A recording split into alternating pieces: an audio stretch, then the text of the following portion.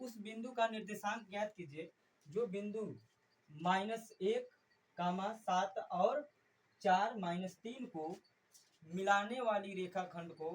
दो संबंधित 3 के अनुपात में विभाजित करता है। देखिए सबसे जरूरी बात क्या है कि निर्देशांक दे दिया हुआ है। किसी बिंदु का निर्देशांक जो है आपका दे दिया हुआ है कितना, जैसे मान लीजिए कि ये एक रेखाखंड है, ठीक, एक रेखाखंड है, कह रहा है कि इन दो बिंदुओं का क्या कह रहा है, दो बिंदु है, दो बिंदु मान लीजिए एक बिंदु ये है और एक बिंदु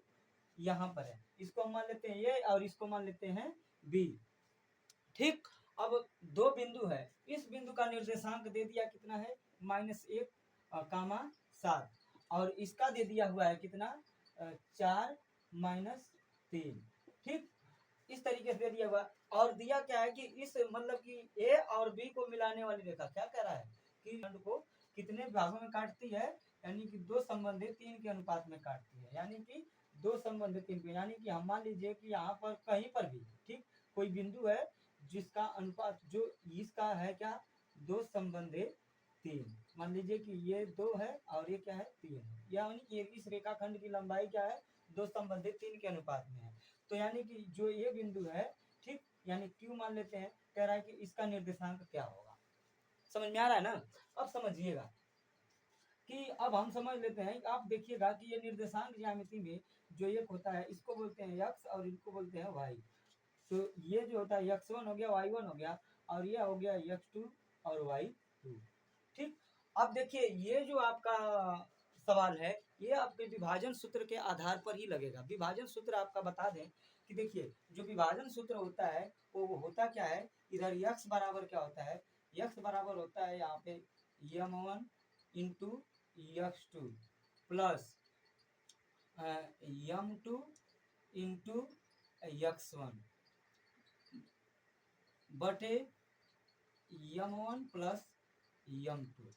ठीक है ना। इसके बाद इधर क्या होता है y बराबर होता है आपका, ठीक, m1 into y2 plus m2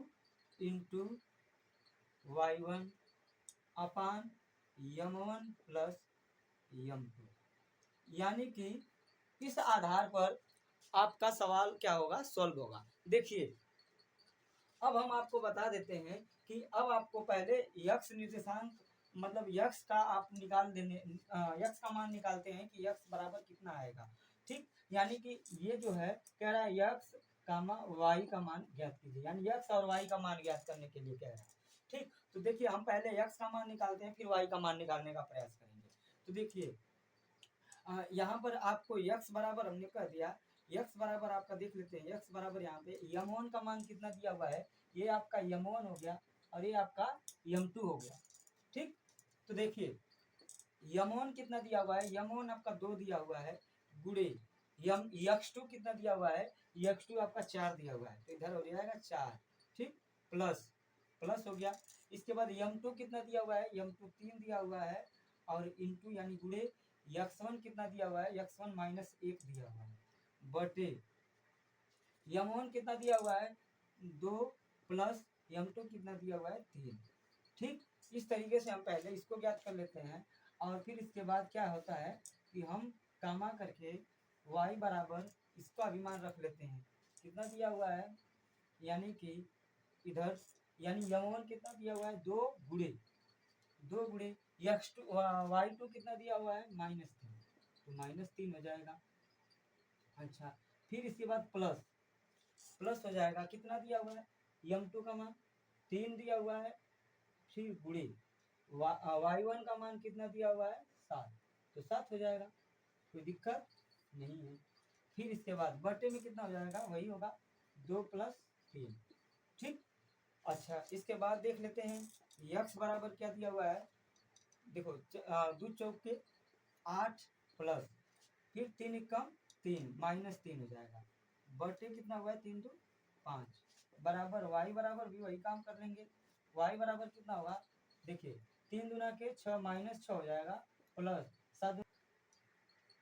3 के 21 बटे कितना हो जाएगा 5 हो जाएगा। अच्छा फिर इसके बाद यक्स का मान देख लेते हैं कितना आएगा, तो देखिए ये जो है 8 प्लस और माइनस में गुणा होगा तो क्या हो जाएगा -3 बटे कितना आएगा 5 फिर इधर क्या मान y का मान कितना आएगा, देखिए 21 में से 6 जाएगा तो कितना आएगा 15/5 कटेगा तो कितना आएगा y बराबर 3 आ जाएगा, y बराबर 3 आ जाएगा। और इधर x बराबर ये 5/5 है तो कटेगा तो x बराबर कितना आ जाएगा, x बराबर कितना आ जाएगा 1 आ जाएगा। अतः हम कह सकते हैं कि जो x और y का निर्देशांक कितना आएगा, x और y का निर्देशांक आएगा 1,3 1,3 यानी कि यही आपका क्या आ गया आंसर। आई बात समझ में ना। यदि समझ में आया होगा, अगर यह सवाल आपको समझ में आया होगा तो प्लीज़ लाइक करिएगा, शेयर करिए और सब्सक्राइब करना ना भूलिएगा। जय हिंद।